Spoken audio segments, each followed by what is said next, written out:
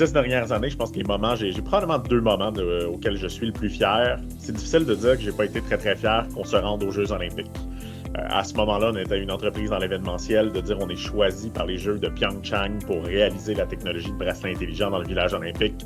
Ça a vraiment été un moment de fierté par la notoriété que ça nous a amené, mais aussi par l'événement et l'ampleur que ça avait. Mais je pense que ce que je suis le plus fier aujourd'hui, c'est d'avoir traversé la pandémie et d'en être ressorti avec un nouveau marché qui est le monde des attractions dans lequel on est en train de progresser très, très rapidement. Et en fait, d'avoir fait un petit peu taire tous les gens qui pensaient qu'on n'allait pas réussir à survivre.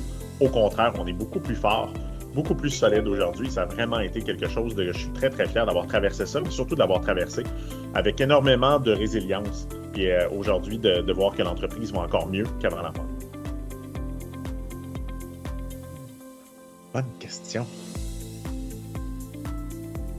Je ne pense pas que j'ai un seul moment, en fait. C'est pratiquement impossible pour moi. Je pense que c'est de multiples moments qui ont été là. C'est souvent d'aller sur les sites de nos clients. Je dirais qu'à chaque fois, pour moi, c'est un moment inoubliable. Je peux penser dernièrement en France où on est allé visiter tous les sites de Looping Group et que notre client nous a fait la surprise de nous laisser dormir avec les ours polaires dans l'hôtel du Zoo La Flèche où c'était vraiment une surprise. C'était pas prévu de voir cet accueil-là.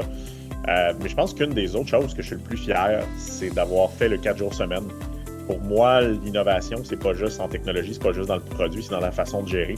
Et d'avoir pensé à une façon un peu différente de gérer les humains et d'être avec l'équipe. Je pense que c'est un moment aussi que j'ai été très, très fier de dire qu'on a eu en fait ce risque-là et cette prise de risque-là qu'on a choisi de faire.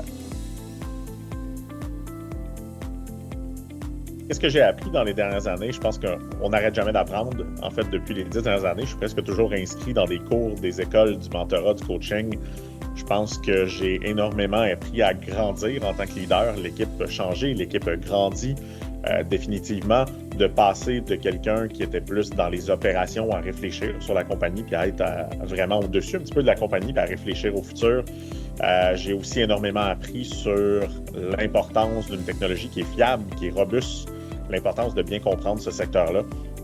En fait, je pense que j'apprends tous les jours et une des forces, je crois, qu'on a chez Connect & Go, c'est que la réalité, quand je rentre dans une salle, j'ai souvent l'impression que c'est moi le moins intelligent. Puis pour moi, c'est probablement ce qui fait que je suis intelligent, c'est que j'ai su m'entourer de gens beaucoup plus intelligents que moi.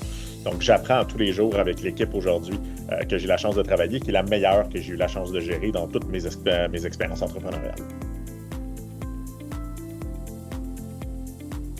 La croissance de l'entreprise, c'est toujours un risque pour la culture. On a la chance, entre autres, de tout juste redevenir, d'être approuvé Great Place to Work pour une deuxième année consécutive. Donc, je pense qu'on fait un bon travail sur ça. Je pense qu'en ayant des valeurs d'entreprise très, très fortes qu'on incarne, qu'on peut parler du travail d'équipe, qu'on peut parler de la transparence, qu'on peut parler justement de l'aspect de l'innovation, qui sont des valeurs qu'on incarne très, très fort. Mais aussi, je pense, de traiter les gens comme des adultes. Donc, on n'est pas une entreprise dans laquelle il y a un grand niveau de hiérarchie. On fait énormément confiance aux gens.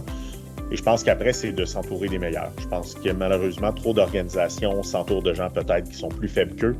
Nous, on adore s'entourer de gens plus intelligents, plus forts. Et je pense que c'est vraiment une des belles différences de Connect & Go qui fait qu'on a une culture qui est assez surprenante, mais qui aujourd'hui donne des excellents résultats.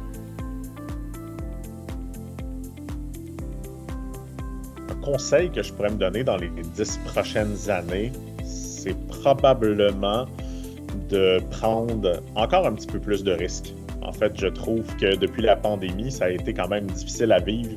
Ça a été des moments assez difficiles. Puis je trouve qu'on a pris un petit peu moins de risques. Puis moi aussi, j'ai décidé de prendre un petit peu moins de risques. Mais je pense qu'on arrive à un moment où il va falloir prendre des plus gros risques, dans lequel il va falloir continuer à innover plus. Donc, je pense que mon conseil, en fait, c'est de continuer ce que j'ai toujours un petit peu fait, mais de m'assurer que je ne cesse pas, en fait, de vouloir relever la barre, changer le cours des choses et de continuer de ne pas accepter un non où c'est impossible.